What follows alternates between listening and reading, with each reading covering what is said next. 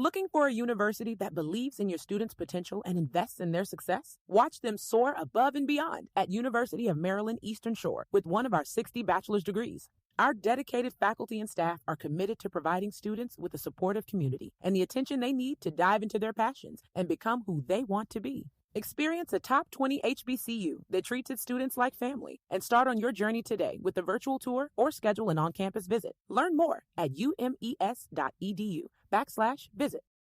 This is Optimal Finance Daily, episode 2297, Credit Unions versus Banks by Daniella of I Like to Dabble.com. And I'm your host and personal finance enthusiast, Diana Merriam. Welcome back to Optimal Finance Daily, where I read to you each and every day from some of the world's best personal finance blogs. So with that, let's get right to today's article as we optimize your life. Credit Unions versus Banks by Daniella of I Like to Dabble.com. Everyone needs a place to store their money. Make sure you choose a trusted financial institution when considering where to stash your cash, either a credit union or a bank. But what's the difference between those two, and which one is best for you? Could one be cheaper than the other for you in the long run? Does having a branch location matter to you? Do you care that your fees are going towards a community of members or for a bank to just make more money?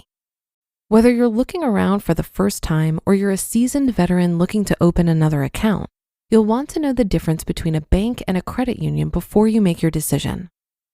What is a credit union? A credit union is a trusted financial institution that's not for profit and run by their members.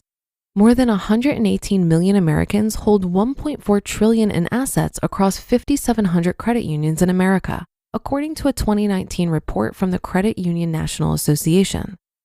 The average credit union is about half the size of the average bank. They're smaller and more personal because the members run and own the credit union.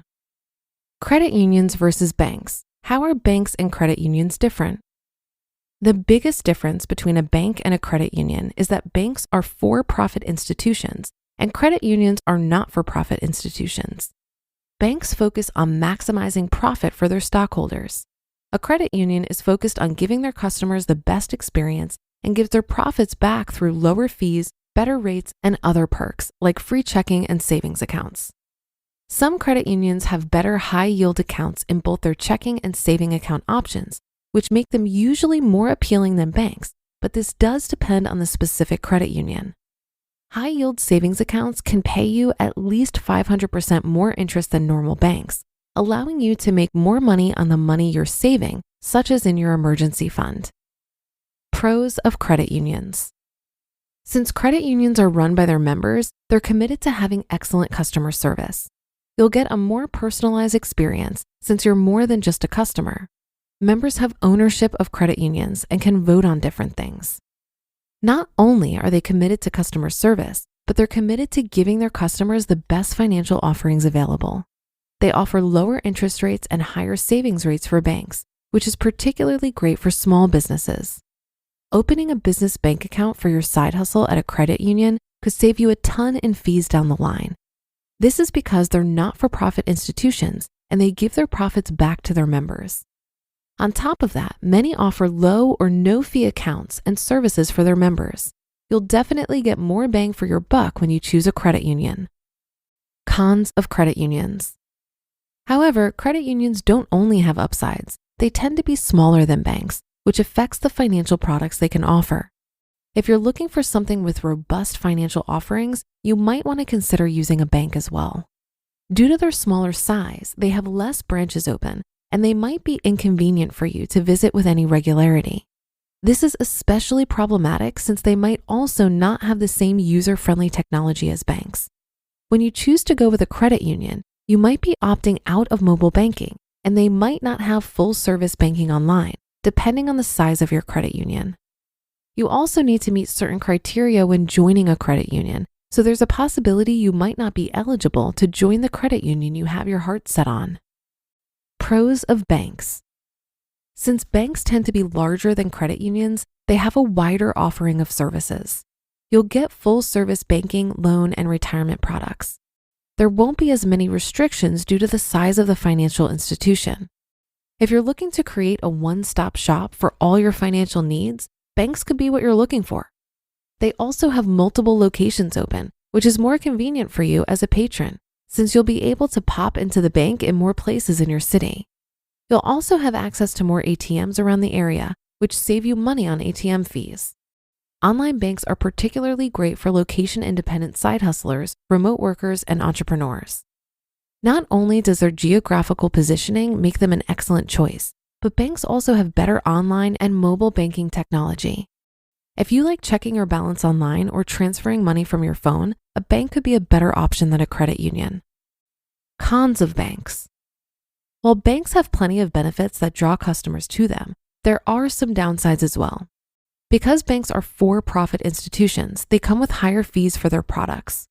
If you choose to take out a loan through a bank, you might be subject to higher interest rates, and the checking and savings accounts at banks tend to come with higher fees as well.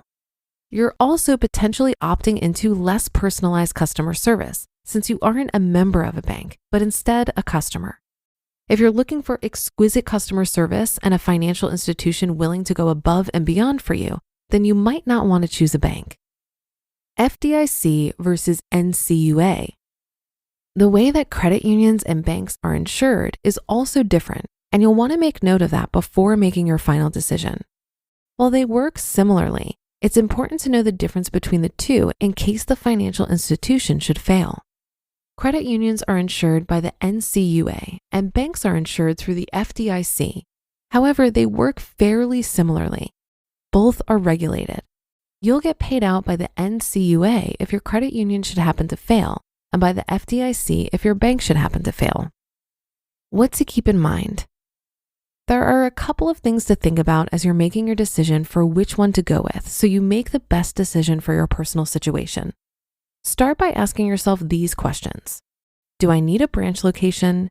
Do I need a certain amount of features available for an online banking option because I may be location independent? Am I saving on rates and fees? And do I want a high yield account option like a high yield savings account?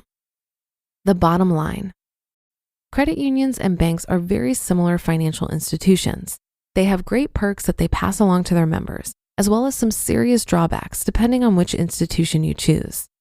Regardless, it's important that you do research before choosing any financial establishment to ensure that it fits your needs.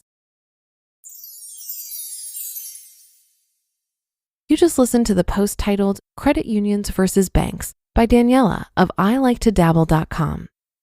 When did life start getting so complicated? Buying a home? Complicated. Home finances? Certainly not a walk in the park. Raising kids? Yeah, it's a lot. Then there's insurance. What if my policy doesn't cover this? Or what if I make a claim in the middle of the night? Good news, State Farm is there for your what ifs. So even if life gets tricky, insurance doesn't have to be. Like a good neighbor, State Farm is there. Call or go to statefarm.com for your quote today. It's springtime, the sun is coming out, and that means you're gonna want as much time and energy as possible to enjoy the outdoors. Introducing our sponsor, F.I.R.E. F.I.R.E is America's #1 ready-to-eat meal kit and can help you fuel up fast with ready-to-eat meals delivered straight to your door. You'll save time, eat well, and tackle everything on your to-do list. With F.I.R.E, skip the trip to the grocery store and skip the chopping, prepping, and cleaning up too. F.I.R.E's fresh, never frozen meals are ready in just 2 minutes, so all you have to do is heat and enjoy. And with over 34 chef-prepared, dietitian-approved weekly options, they have meals to fit any diet or lifestyle, including keto, vegan, and veggie, protein plus, and calorie smart, which have around or less than 550 calories per serving. Head to factormeals.com/OFD50 and use code OFD50 to get 50% off your first box. That's code OFD50 at factormeals.com/OFD50 to get 50% off your first box.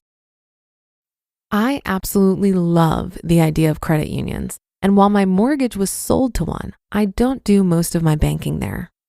Mobile banking is incredibly important to me. In fact, I haven't walked into a branch in probably 10 years, and I have very little need for physical cash. In fact, the last time I tried to go to an ATM, maybe about a year ago, I realized that my debit card had been expired for 6 months. That's how much I don't need cash. There are plenty of free checking account options as well as high-yield savings accounts with all the bells and whistles you'd expect from technology in 2023. I personally have my checking account with Schwab. It has a brokerage account attached to it. I've never paid any fees. There were no foreign transaction fees when I traveled abroad for 2 months. And if I ever do need to go to an ATM, they reimburse all the ATM fees. I also have a high-yield savings account with Capital One 360. This is where I stash my emergency/opportunity fund, and I'm able to transfer money in and out with ease. I've never paid any fees or have had any issues with customer service with either of these accounts. In fact, I think Schwab has the best customer service of any financial institution. And I have experience with working with all the majors between my investments and credit card churning. Only about 10% of US household savings are held in credit unions, and only about 11% of non-revolving consumer loans are issued by credit unions. I think the main reason is that they aren't able to offer the conveniences and services of a for-profit bank. Well, that'll do it for another edition of Optimal Finance Daily. Thank you so much for joining today and every day, and I'll see you again tomorrow where your optimal life awaits.